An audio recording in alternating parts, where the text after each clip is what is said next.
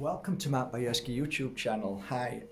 This morning's messages were quite profound actually, and three of them equaled each other. So whenever I get three messages very similar or the same, I sit up and take notice.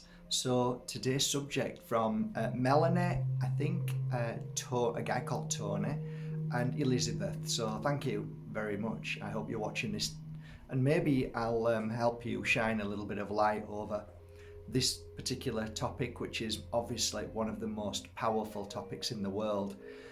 Nirvana, how's it spelled? N-I-R, I think. Nirvana, I think it's N-I-R. Nirvana. I'm sure it's pronounced completely different, but I remember the rock group.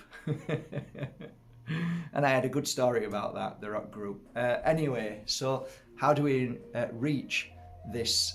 I think everybody has their own unique way of interpreting this enlightenment. Some people call it enlightenment, highest energy of all. I don't really know. There's so many people use different words, so it kind of throws me all over the place. But maybe I can help you along the journey of trying to reach a place where you feel, I don't really know the Buddhist way. I just respect it with all my heart, and if I had to choose from a religion, probably would walk down the path of Buddhism in the sense of it's not a religion, it's a way of life. But I wouldn't. If I was forced to choose it, probably that, or I forget it. Anyway, so going into something else now. Yeah. Where do you start with this energy? What does it mean to begin with Nirvana? Well, I can't interpret it as the Buddhists, monks do, but I do know it means that you come to a place where there is no ego, there is no need, desire, there is no pain and suffering, free from karma, ego, and all of that stuff. But I actually see it in a completely different energetic level. They're only words. But what is this feeling of complete and utter, again, there is no words, so it's hard to put it into words, to get to an energy frequency, a vibration in your body that no drugs can mimic it. None, no matter what, you know, ayahuasca, all of these new drugs, nothing can touch it at all. And so many people try to get there through this AI technology. They're trying now to get through to this AI technology, trying to burrow into your brain and find places where, you know, you're stimulated, you know what I mean, from how the drugs come in and out and stimulate your brain. But all of that is kind of, for me, it's not fake, but it's takeaway spirituality. It's a quick fix, you know. So the first thing I want to say is that the path to Nirvana, enlightenment, is one where you will look back on top of your mountain or by a tree, which there's something in that. Yeah, let's look at that by the tree. Why did the Buddha sit under a tree?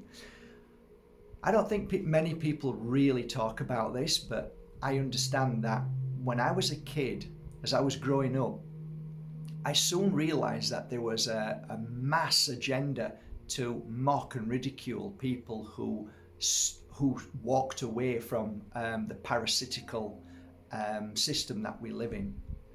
And they were then mocked and abused and laughed at by, they named them hippies, or tree huggers is a good one.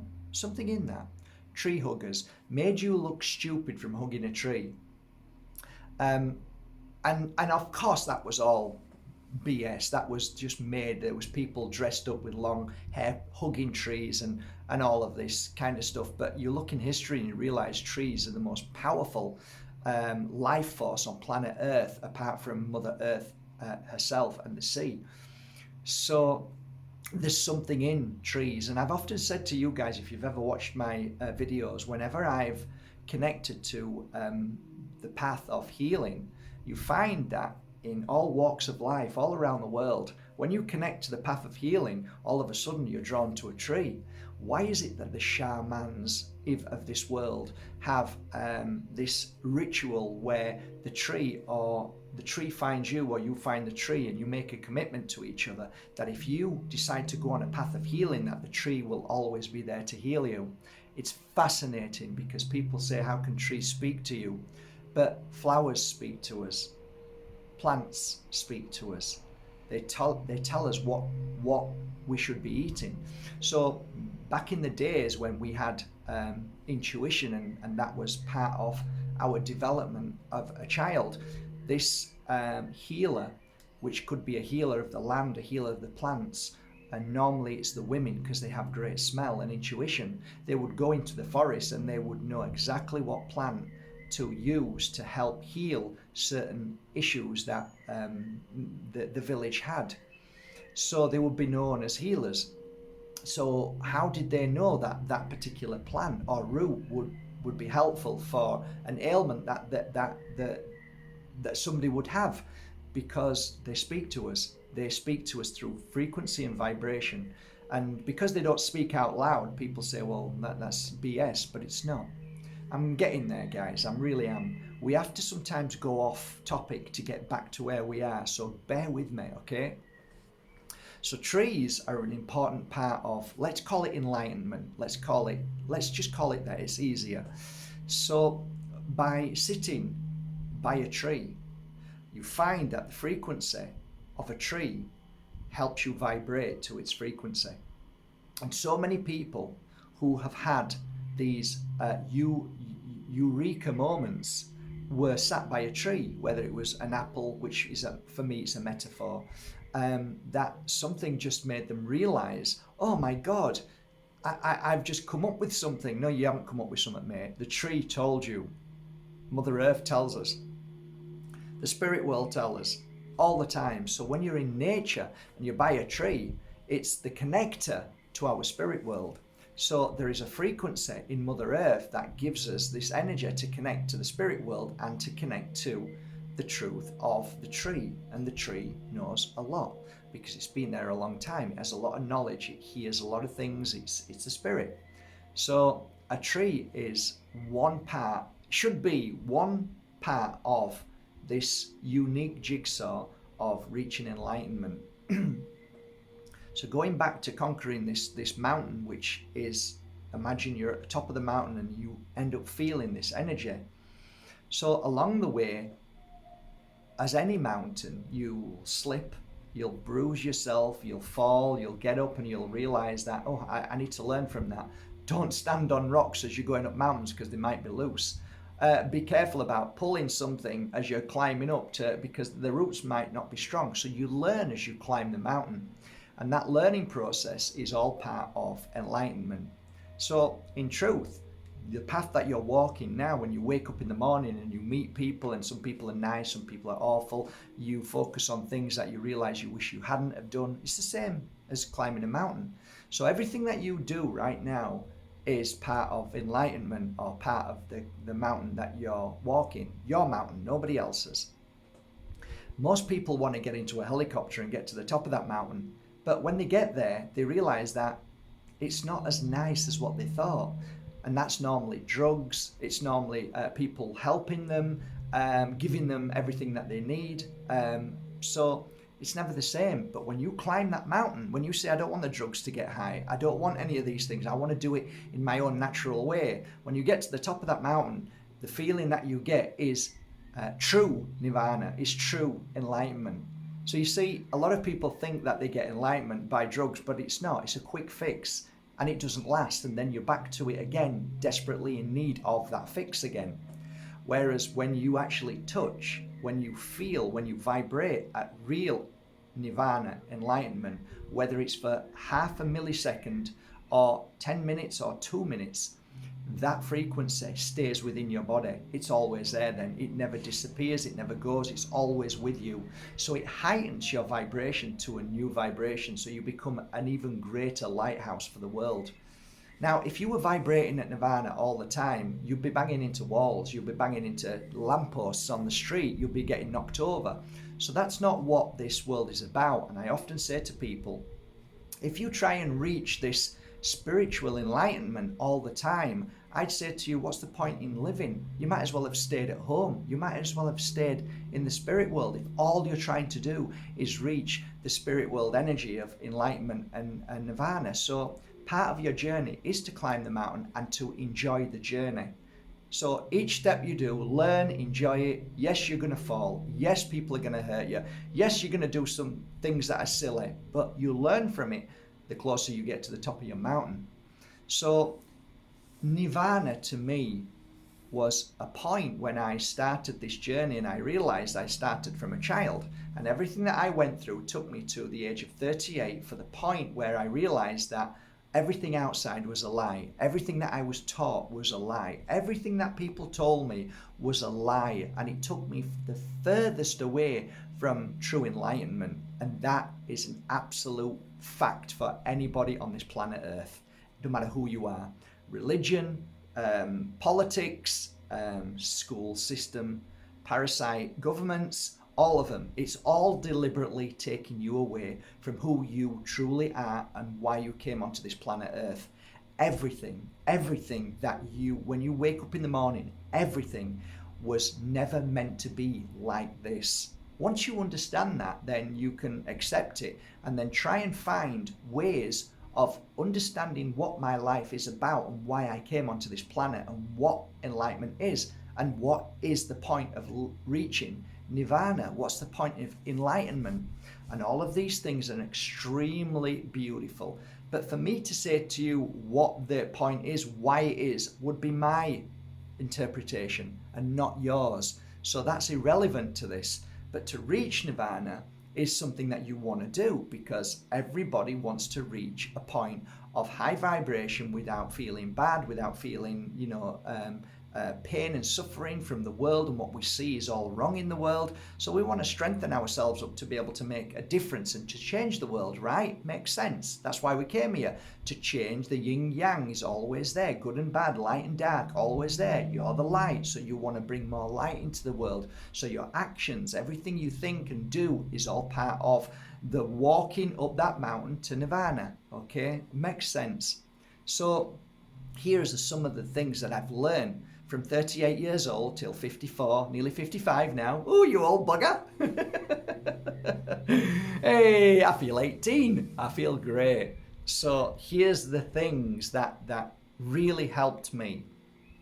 So first of all, it's not, at the beginning wasn't all about eating and what I was putting into my body. It was about trying to understand people and emotions. That was the first thing for me. And trying to understand me as a human being and what I am and what I'm about, why I'm here, what's my journey. That's an interesting subject, because I don't think we ever truly know why we're here, because things change every day. So what you think you're here to do today, tomorrow might be a different change in direction. So that, stop beating yourself up over what I should be doing in life. I come to realize that what I'm doing right now is what I'm meant to be doing. Where I am right now is exactly where I'm meant to be. And where I'm going tomorrow is exactly where I'll be taken to. That's a big relief and a release of the tension and worry as my biological clock, I want a baby now. That kind of energy, right? So we want to release that. It's all as it should be. It will all happen. And my journey is exactly where I am right now. And everything, every little thing that you've been through has molded you into the perfect soul that you are today to continue along this journey to reach the enlightenment stage of your life, no matter whether it's for 1 millisecond or 1 hour or 10, it doesn't matter. It's just a beautiful place to be and to experience, and that's it. But to get there, again, let me go back again.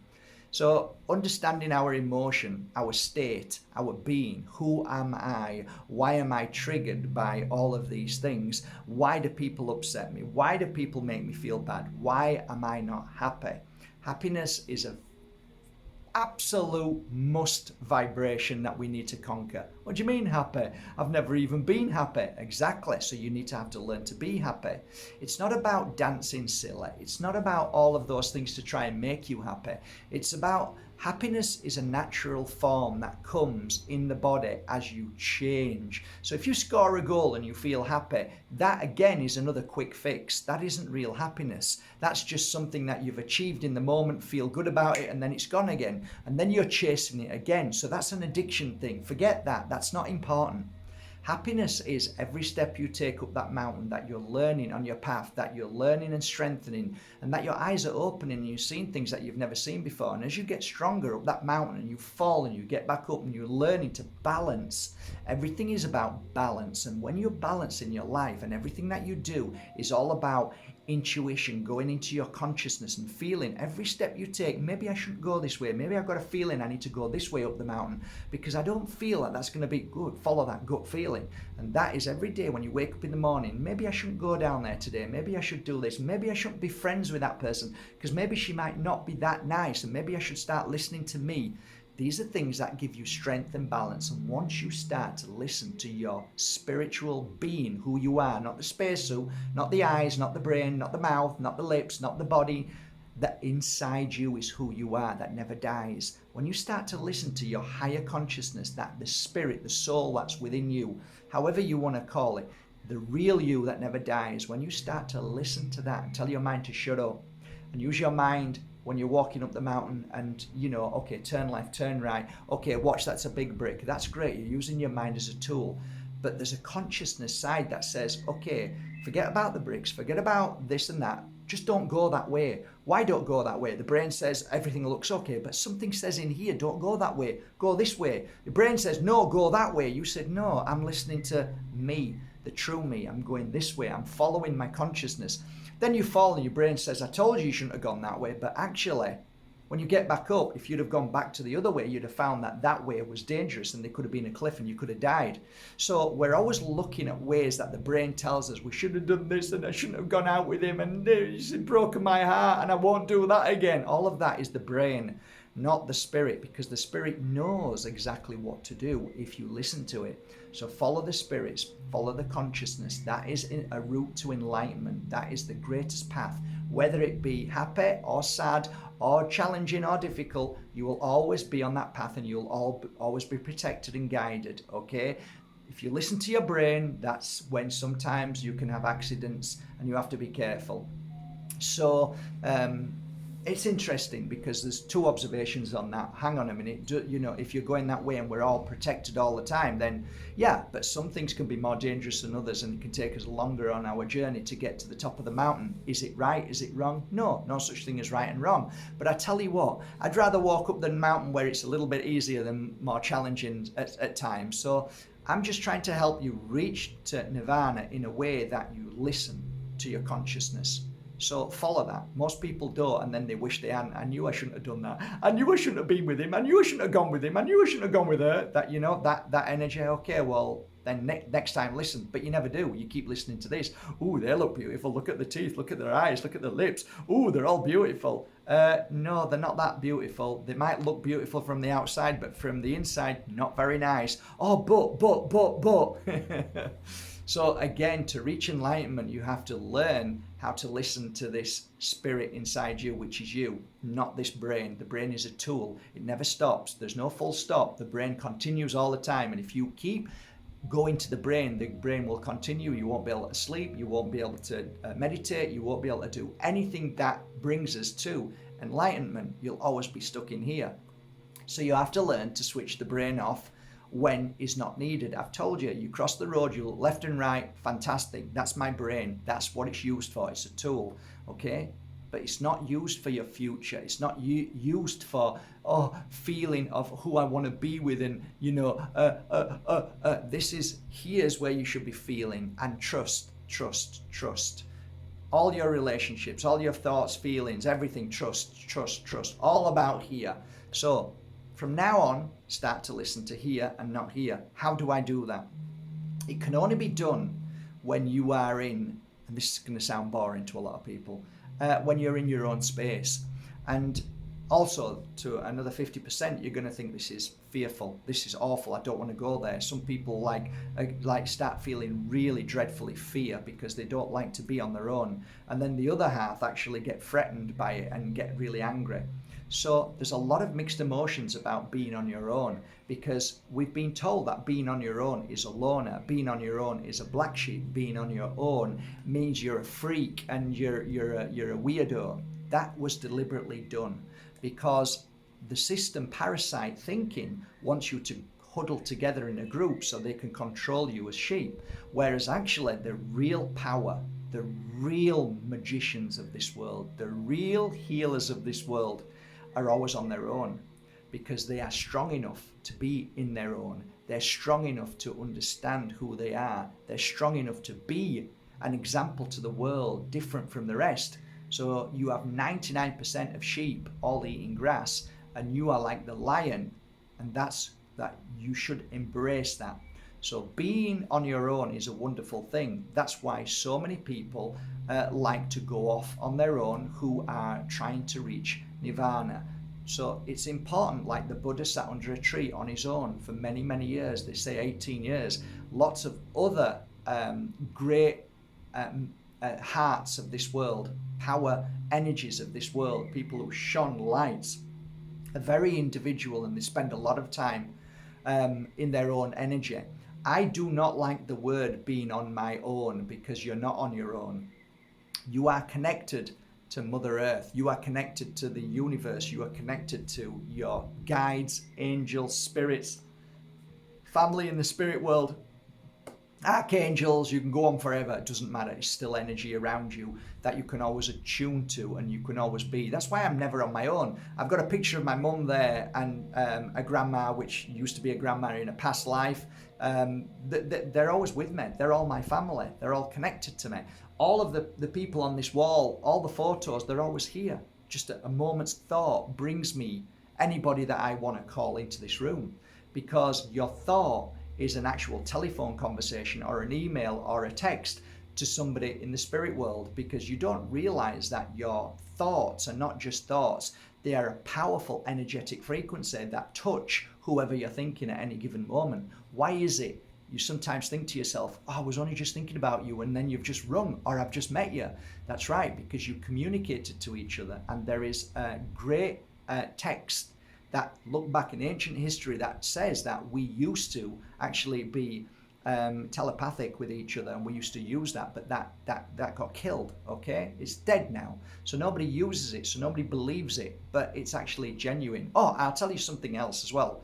All governments, all secret army, military industrial complexes, they know all this is real, and they take people like me and use them for certain things. So when you laugh about things like this, then you're laughing at the military industrial complex that have been using people like me and anybody who used to deal in this energetic frequency of feeling and communicating, and all the other things that most of us can do, but we don't believe it because we've had it banged out of us and said it's all nonsense and hocus pocus. No, it's not. It's all genuine. So to be able to reach enlightenment, you've got to be open enough to be able to reach that enlightenment. If you're closed-minded, that means you'll never receive what you need to receive. So you'll always hear that closed-mindedness, this closed mind.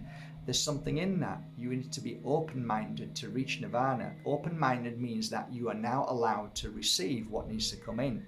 However, we don't hold on to that energy. So it means that we're an empty vessel to receive and let go instantly, which means the cup never gets full, which means it keeps receiving. Get it? So imagine you're a vessel like this, and there is a download of energy coming through all the time. If you've stopped it by closing your mind, if you've stopped it by closing it, it fills up and then you can't receive anymore. But if you open that up and you are just a vessel that receives and lets go, then all you're receiving is information all the time, which is amazing, because then you grow and grow and grow. So that is something that I learned to do. I don't hold on to anything too long. I let it go. So I'm always receiving new information, new energetic frequency, new vibration through the day, the month, the year, and moment by moment. So that's really interesting. Don't hold on to things too much, because always the universe is always giving you the stars, enlightenment, everything is all around, that's giving you if you allow it. But most of us are closed-minded, so we can't let anything in. So we just hold on to the pain and suffering. So if you're open, you'll clear that pain and suffering, and then you'll receive new all the time. So that's something that you need to do to understand as you're climbing your mountain. When you're falling and getting back up, that's like, okay, I'll let that go. I'm not touching that anymore. I'm not thinking about it. I'm moving on and learning from it. Yeah, you've just learned from it. So that's receiving and then letting it go and moving on. So then you find yourself becoming stronger because you don't go through the same issues as you did before.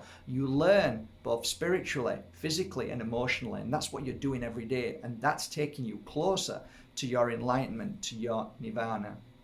The other thing is that is vital towards your path of healing as well, and reaching this amazing level, is what you put inside your mouth, but more importantly, what you don't put inside your mouth. So either or, what you put inside your mouth, what you put inside your mouth, what you don't put in your mouth is equally the same as powerful. So, okay, I'm not having sugar. Okay, brilliant. So what are you having? Oh, well, I'm having something else. Well, you need to be also putting something in your mouth which is healthy too. So are you eating Mother Earth's medicine, what she gives you? Okay, it's so important that you have to understand that your body is vital to the enlightenment or the nirvana energy of, fasting is fantastic. Fasting is great because fasting helps clear out parasites. It helps clear out all the illness inside your body. So fasting is great. So if you said to me, oh, well, fasting is good, that means I don't need to eat too much. No, a balanced approach. Mother Earth, every single fruit and vegetable has a unique energy to the physical body, but when the physical body is vibrating a frequency that is brilliant, you reach nirvana quicker, and it's longer and it feels more lovely. So if you are in a state of balance in your body and you're eating correctly, which is organic, non-GMO fruit and vegetables, if you look towards her plants, if you look towards, like healers did, if you look towards, but not ayahuasca, I'm talking about health food, which are teas, which are herbs. These are the things that are important in our body. Roots, also look towards the roots. If, like the tree, the roots are strong, look towards the roots. Roots, all sorts of roots are good for you. When you eat and drink them, they're fantastic. So these are the things that'll help you feel better and stronger every day.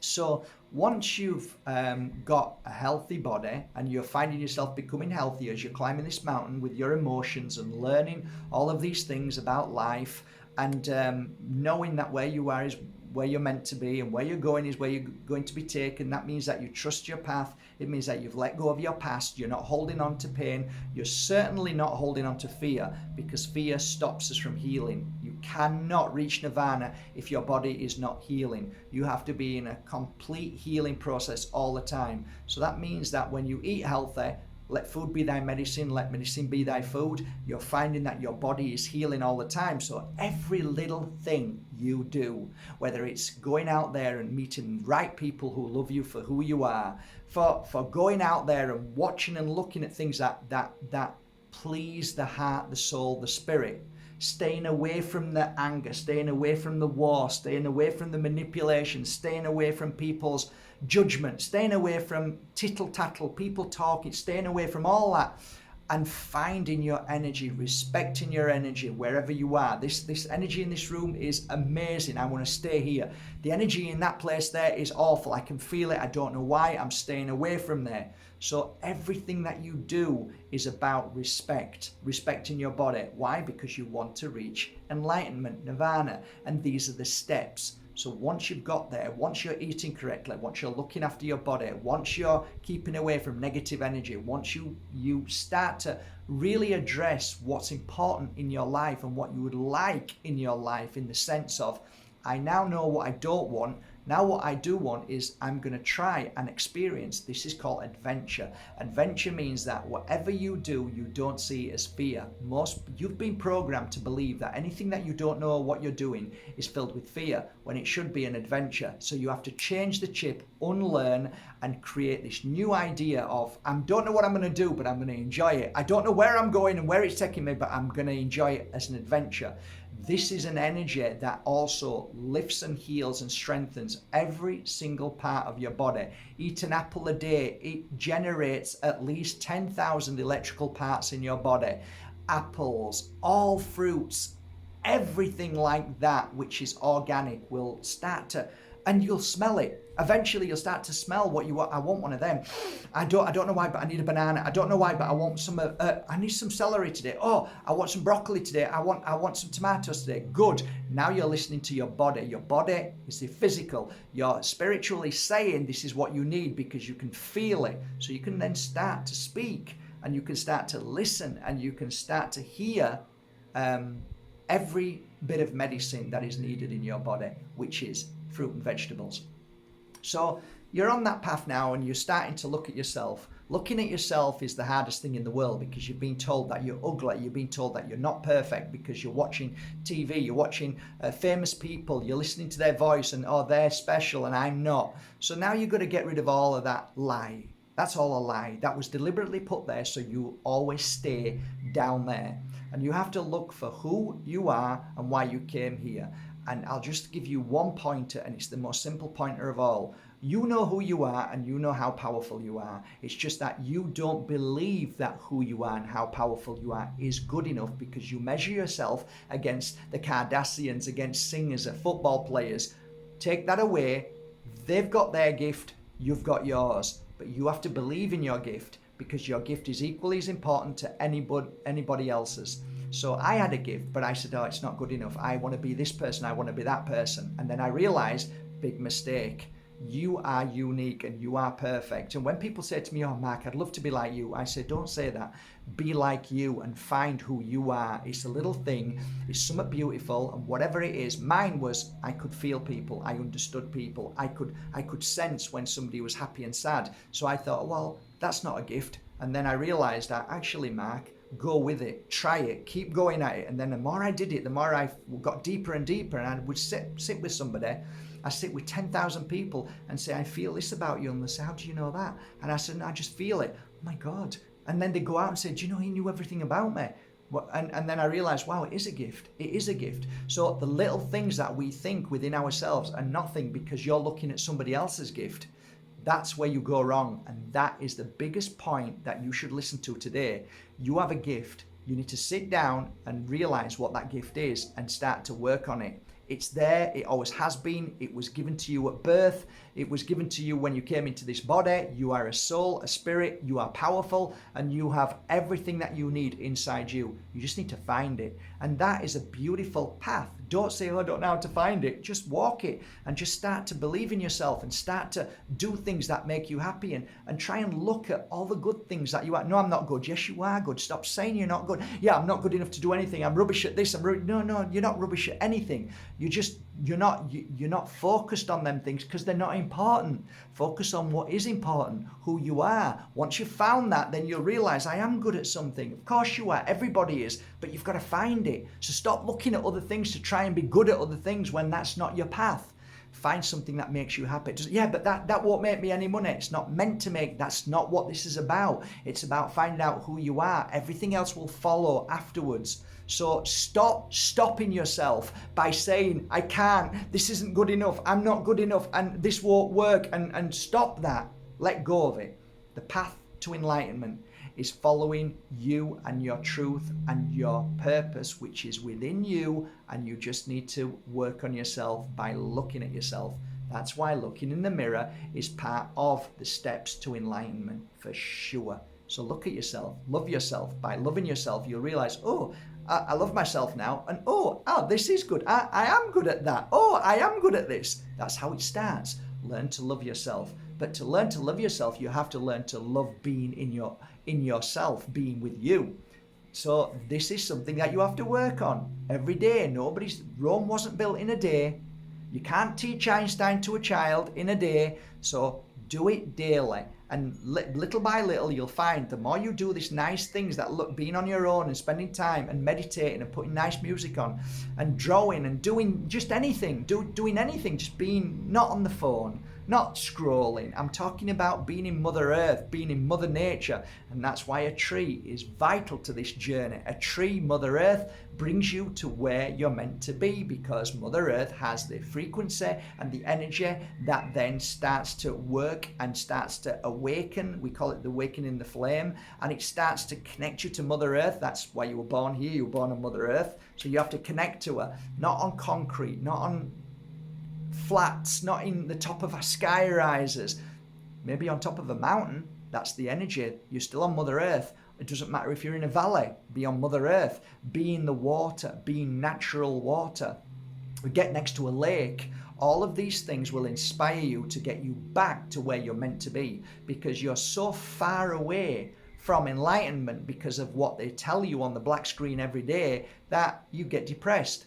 Once you clear all that away and go into Mother Earth and start to eat healthy and do all of these things, you'll find yourself smiling a lot more, feeling better, wanting to communicate and connect and help and make a difference. And then you start to feel better and stronger and stronger. And the more you feel stronger, the more you want to be in Mother Earth on your own, more you want to meditate, more you want to feel this love within yourself. And it's a beautiful thing. The point where I got to, where I was sat on a tree or by the side of a tree or leaning on a tree, I closed my eyes and I saw myself by taking myself out of the physical body.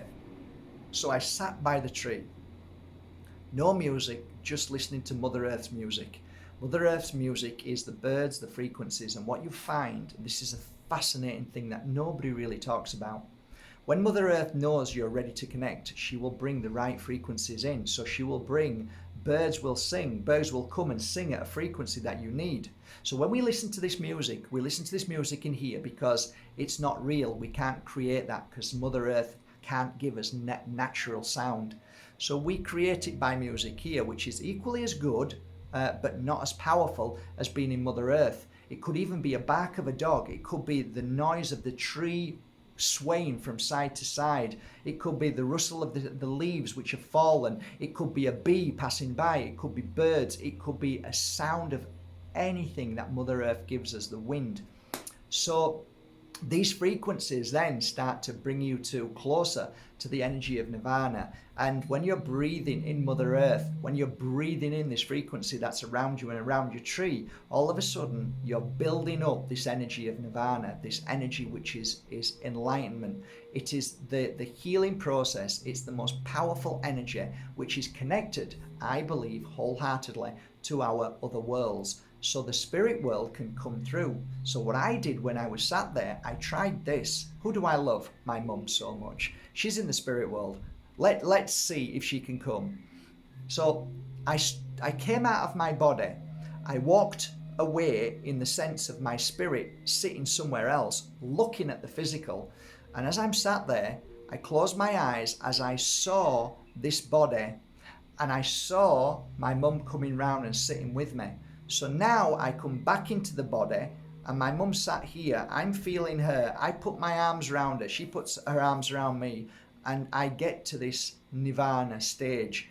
And the only way I can describe it is a frequency that vibrates at 1,000,000 times more than anything that you've ever felt of scoring the goal, passing your driving test, taking drugs and being high as a kite, and everything else, ayahuasca, all of those things, just throw them out of the window. They are nothing in comparison to the feeling that you will get when you have this energy of enlightenment, where you feel your family in the spirit world holding you, or this energy within you just manifesting. It's incredible. You can have this done, shamanic rituals. You can feel it if you work at it.